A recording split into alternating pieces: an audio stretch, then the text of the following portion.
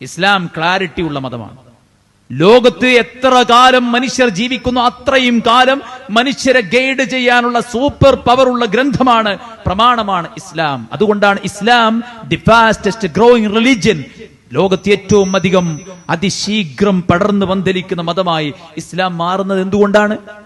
വലിയ വലിയ cinema നടന്മാരും pop ഗായകന്മാരും വലിയ വലിയ ബിസിനസ് സാമ്രാജ്യത്തിന്റെ അധിപന്മാരും ഒക്കെ ഇസ്ലാമിന്റെ ആളുകളായി മാറുന്നത് എന്തുകൊണ്ടാണ്? അവർക്കതിനേക്കാൾ സമാധാനവും സന്തോഷവും ശാന്തിയും കുളിർമയും ശരിയായ ക്ലാരിറ്റിയുള്ള വിശ്വാസവും ഈ പ്രമാണത്തിൽ നിന്ന് ലഭ്യമാണ്. ഒരു ഉരുണ്ടുമറിയേണ്ട ഒരു സാഹചര്യം ഇസ്ലാമിനില്ല. ഏതെങ്കിലും ഒരു കാര്യത്തിൽ ഉരുണ്ടുമറിയേണ്ട ഒരു അവസ്ഥ ഇസ്ലാമിനില്ല.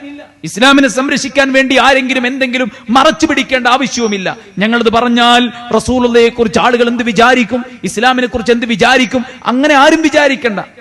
ലോകത്ത് ഇതിനേക്കാൾ വലിയ പ്രയാസങ്ങളും പ്രതിസന്ധികളും അതിജയിച്ചിട്ടാണ് ഇസ്ലാം കടന്നു വന്നത്.